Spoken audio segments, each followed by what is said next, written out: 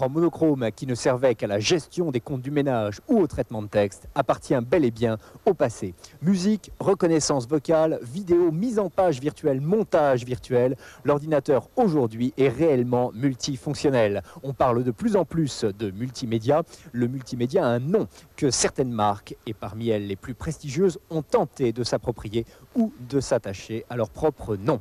Le multimédia est-il une mode? Est-il une révolution? Est-ce que le multimédia est l'avenir de la micro-informatique personnelle? Karine Roquezani a ouvert le dossier, un dossier qui n'est pas prêt d'être refermé.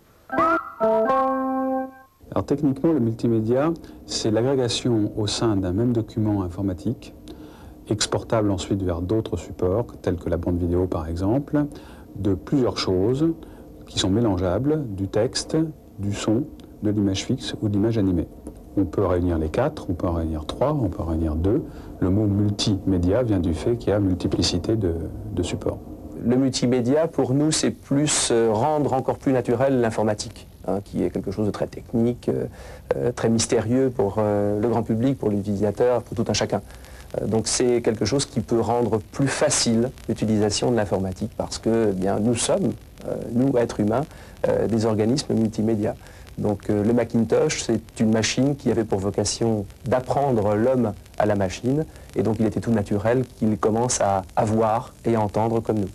Pour des gens qui pratiquent la musique, il y a possibilité de numérisation de sons de toute nature, donc évidemment des sons d'instruments que l'on peut intégrer à ce moment-là dans une partition musicale et que l'on peut piloter bien sûr avec son ordinateur. Donc la création musicale est une dimension nouvelle dans l'informatique grâce au multimédia.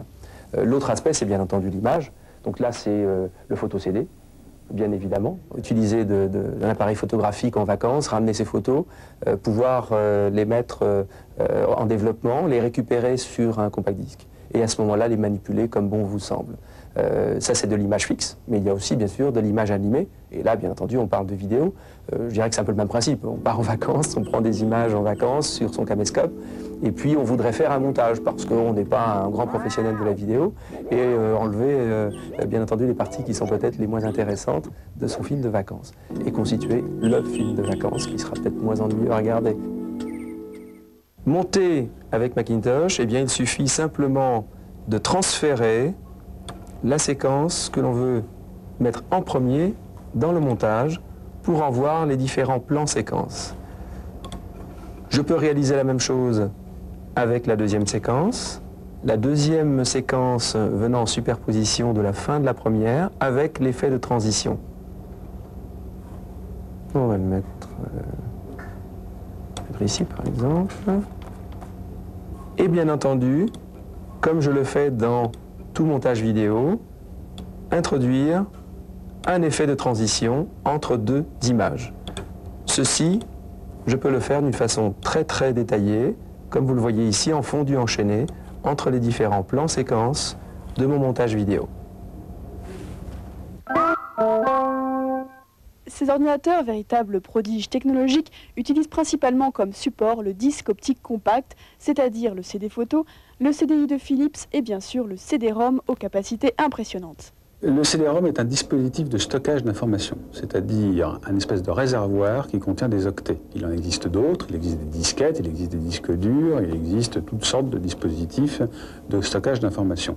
Le gros avantage du CD-ROM, c'est qu'il en stocke énormément et qu'il est extrêmement peu coûteux à presser.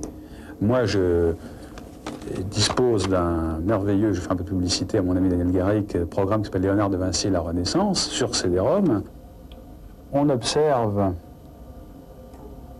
qu'en cliquant sur le haut-parleur ici, on entend une voix connue de France Info. Le tableau est divisé en deux parties, inégales dans le sens de la largeur. 2 tiers pour l'ange, 1 tiers pour Marie. Mais la perspective, montrée de façon insistante, avec le point de fuite exactement au milieu du tableau, les coins de mur et le paysage tiré au cordeau, lui donne une grande profondeur et rétablit l'équilibre. Une évolution importante du CD-ROM, puisqu'en fait, quand on dit CD-ROM, ROM veut dire Read Only Memory, donc cela veut dire que l'on ne peut que lire de l'information. Effectivement, en parlant de lecture seulement sur un tel support, on ne peut pas considérer qu'il y a une réelle interactivité si on ne permet pas à l'utilisateur d'écrire ou d'écrire un certain nombre d'informations qu'il a besoin de mémoriser. Donc la phase suivante, l'étape suivante pour le CD-ROM, c'est bien entendu d'écrire de l'information, de stocker de l'information propre à l'utilisateur. Eh bien écoutez, le compact disque interactif est un très bon exemple du multimédia et de ce que sera le multimédia demain. Le lecteur de compact disque, c'est une machine qui a 4 fonctions. D'abord, c'est un lecteur de CD audio, donc capable de lire n'importe quel compact disque audio et de reproduire le son du compact disque audio. C'est ensuite un lecteur de photos CD, donc tout un chacun pour aller faire développer ses photos chez un photographe et afficher ses propres photos sur son téléviseur grâce au lecteur de compact disque interactif. C'est ensuite, troisième fonction, un lecteur de compact disque interactif, donc de programmes interactifs dans lesquels l'utilisateur va interagir avec son programme, intervenir dans le scénario de son programme. Et c'est enfin, depuis peu, un lecteur de films, puisqu'on sait maintenant mettre des films sur un compact disque de 12 cm de diamètre. Le dictionnaire Hachette Multimédia est vraiment l'exemple type du produit multimédia grand public. C'est un dictionnaire extraordinaire qui comprend plus de 75 000 mots, à la fois des noms propres mais aussi des noms communs. C'est un dictionnaire dans lequel on se promène à l'image d'un livre dont on feuillette les pages.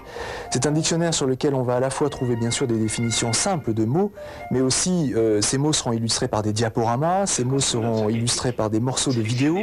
De ses pairs et spécialement entraîné en vue de ce jour, est le premier homme envoyé dans l'espace.